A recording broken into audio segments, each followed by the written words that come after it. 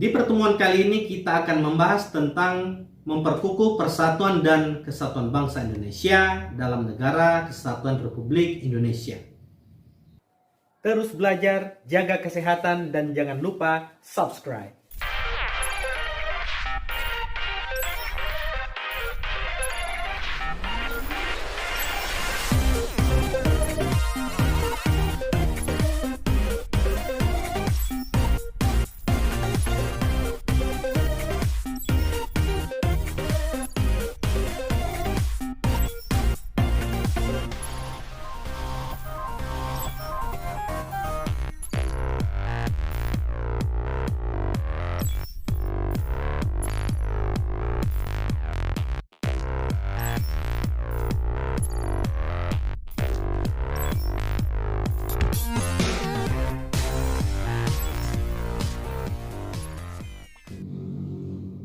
A. Makna persatuan dan kesatuan bangsa. Untuk memahami makna tersebut, terlebih dahulu harus dipahami adalah konsep-konsepnya. Demikian pula halnya jika kita hendak memahami makna persatuan dan kesatuan bangsa. Terlebih dahulu kita harus temukan dan pahami konsep-konsepnya. Jika kita analisis dalam substansi persatuan dan kesatuan bangsa, itu terdapat sejumlah konsep dasar. Di antaranya adalah persatuan, kesatuan bangsa, integrasi nasional, nasionalisme, dan patriotisme.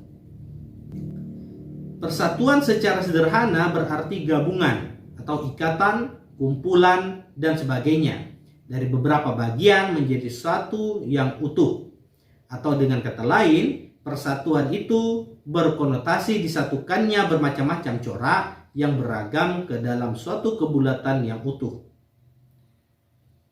Konsep bangsa dalam substansi ini adalah bangsa Indonesia, yaitu bangsa yang mengetahui wilayah Nusantara dari Sabang sampai Merauke. Dengan demikian, persatuan bangsa mengandung pengertian persatuan bangsa Indonesia yang memenuhi wilayah Nusantara. Bersatunya bangsa Indonesia didorong oleh kemauan yang sadar dan penuh tanggung jawab untuk mencapai kehidupan bangsa yang bebas dalam suatu wadah negara yang merdeka, berdaulat, adil, dan makmur. Oleh karena itu, persatuan bangsa perlu terus dibina. Terbinanya persatuan bangsa akan melahirkan kesatuan bangsa, yaitu suatu kondisi yang utuh yang memperlihatkan adanya keamanan, kesentosaan, dan kejayaan. Manakala kesatuan bangsa tercipta, maka kehidupan bangsa akan aman, sentosa, dan jaya. Dalam substansi persatuan dan kesatuan bangsa terkandung makna bahwa kita senantiasa harus bersatu. Sejarah mengajarkan kepada kita betapa pentingnya persatuan dan kesatuan itu. Penjajah berhasil mencengkramkan kuku penjajahannya di bumi Nusantara hingga beratus-ratus tahun lamanya, karena kita melupakan senjata kita yang ampuh, yaitu persatuan dan kesatuan bangsa. Kelalaian kita itu dimanfaatkan oleh Belanda, khususnya dengan politik pecah belah atau divide et impera. Akibatnya kita menjadi tercerai-berai seperti sapu lidi yang hilang ikatnya. Kita menjadi sangat lemah dan mudah dikuasai. Konsep kesatuan yang kita anut meliputi aspek alamiah dan aspek sosial. Aspek alamiah meliputi konsep kewilayahan, dan konsep sosial meliputi politik, sosial, budaya, ekonomi, pertahanan, dan keamanan. Kesatuan wilayah meliputi darat, laut, dan udara. Kebulatan ini sesuai dengan politik kewilayahan yang kita anut, yaitu wawasan Nusantara. Berdasarkan konsep wawasan Nusantara, negara kita memiliki karakteristik yang pertama, negara kepulauan yang pengertiannya adalah suatu wilayah lautan yang ditaburi pulau-pulau besar dan kecil.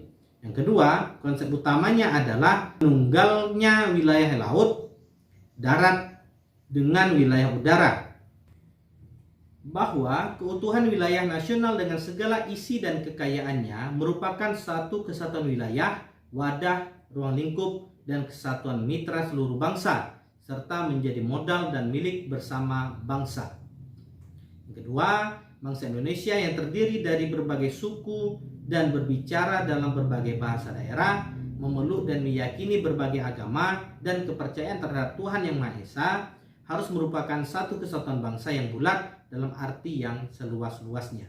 Yang ketiga, bahwa secara psikologis bangsa Indonesia harus merasa satu, senasib, sepenanggungan, sebangsa dan setanah air, serta mempunyai satu tekad dalam mencapai cita-cita bangsa. Yang keempat, bahwa Pancasila adalah satu-satunya falsafah serta ideologi bangsa dan negara yang melandasi, membimbing, dan mengarahkan bangsa menuju tujuannya. Yang kelima, kehidupan politik di seluruh wilayah Nusantara merupakan satu kesatuan politik yang diselenggarakan berdasarkan Pancasila dan Undang-Undang Dasar 1945. Yang keenam, bahwa seluruh kepulauan Nusantara merupakan kesatuan hukum, dalam arti bahwa hanya ada satu hukum yang mengabdi kepada kepentingan nasional. Dan yang ketujuh, bangsa Indonesia hidup berdampingan dengan bangsa yang lain, ikut menciptakan ketertiban dunia berdasarkan kemerdekaan, perdamaian abadi, dan keadilan sosial, melalui politik luar negeri bebas aktif, serta diabadikan untuk kepentingan nasional. Perwujudan Kepulauan Nusantara sebagai satu kesatuan ekonomi. Yang pertama, bahwa kekayaan wilayah Nusantara, baik potensial maupun efektif, adalah modal dan milik bersama bangsa. Keperluan hidup sehari-hari harus tersedia merata di seluruh wilayah tanah air. Yang kedua, tingkat perkembangan ekonomi harus serasi dan seimbang di seluruh daerah, tanpa meninggalkan ciri khas yang dimiliki oleh daerah-daerah dalam mengembangkan ekonominya. Yang ketiga, kehidupan perekonomian di seluruh wilayah Nusantara merupakan satu kesatuan ekonomi yang diselenggarakan sebagai usaha bersama berdasarkan atas azas kekeluargaan dan ditujukan bagi kemakmuran rakyat. Perwujudan Kepulauan Nusantara sebagai satu kesatuan sosial budaya. Yang pertama, bahwa masyarakat Indonesia adalah satu. Kehidupan bangsa harus merupakan kehidupan yang serasi dengan tingkat kemajuan masyarakat yang sama, merata dan seimbang, serta adanya keselarasan kehidupan yang sesuai dengan kemajuan bangsa. Yang kedua, budaya Indonesia pada hakikatnya adalah satu, corak ragam budaya yang ada menggambarkan kekayaan budaya yang menjadi modal dan landasan pengembangan budaya bangsa seluruhnya, yang hasilnya dapat dinikmati oleh seluruh bangsa Indonesia. Perwujudan Kepulauan Nusantara sebagai satu kesatuan pertahanan dan keamanan. Yang pertama, bahwa ancaman terhadap suatu daerah pada hakikatnya merupakan ancaman bagi seluruh bangsa dan negara. Yang kedua, bahwa tiap-tiap warga negara mempunyai hak dan kewajiban yang sama di dalam membela negara. Dari uraian di atas semakin jelas tergambar bahwa negara kepulauan Indonesia dipersatukan bukan hanya dari aspek kewilayahan saja, tetapi meliputi pula aspek ideologi, politik, ekonomi, sosial, budaya, pertahanan, dan keamanan. Wawasan Nusantara bagi Indonesia merupakan suatu politik kewilayahan bangsa dan negara Indonesia. Sebagai politik kewilayahan, wawasan Nusantara mempunyai sifat menunggal dan utuh menyeluruh. Wawasan Nusantara bersifat menunggal artinya mendorong terciptanya keserasian dan keseimbangan yang dinamis dalam segenap aspek kehidupan, baik aspek alamiah maupun aspek sosial.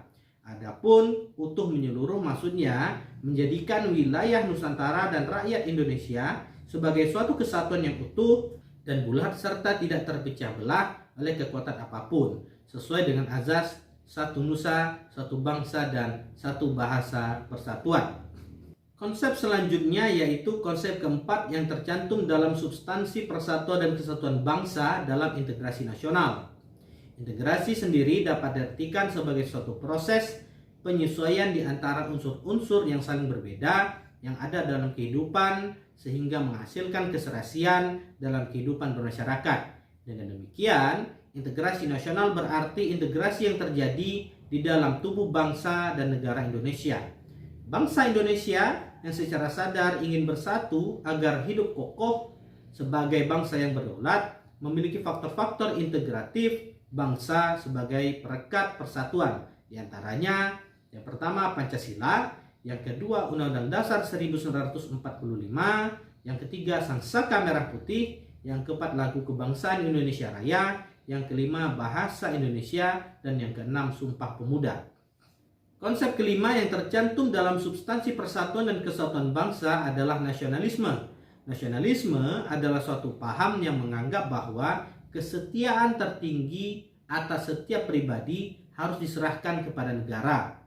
Paham nasionalisme mulai dikenalkan di Indonesia sejak abad ke-20, yaitu saat berdirinya Budi Utomo pada 20 Mei 1908. Berdirinya Budi Utomo itu merupakan awal dari kebangkitan nasional dan merupakan awal dari kesadaran nasional. Tanggal berdirinya organisasi pergerakan tersebut hingga kini kita peringati sebagai Hari Kebangkitan Nasional. Konsep terakhir yang tercantum dalam substansi persatuan dan kesatuan bangsa adalah patriotisme. Coba kita pikirkan sejenak, apa itu patriotisme? Berbedakah dengan nasionalisme? Patriotisme merupakan salah satu unsur nasionalisme. Patriotisme merupakan sikap sudi mengorbankan segala-galanya untuk kejayaan tanah air, bangsa, dan negara. Adapun ciri-cirinya yaitu yang pertama, cinta tanah air. Yang kedua, rela berkorban untuk kepentingan bangsa dan negara. Yang ketiga, menempatkan persatuan, kesatuan, serta keselamatan bangsa dan negara di atas kepentingan pribadi dan golongan. Yang keempat, berjiwa pembaharu. Yang kelima, tidak kenal menyerah. Itulah tadi pembahasan kita pada video kali ini. Mudah-mudahan dapat dipahami. Sampai jumpa.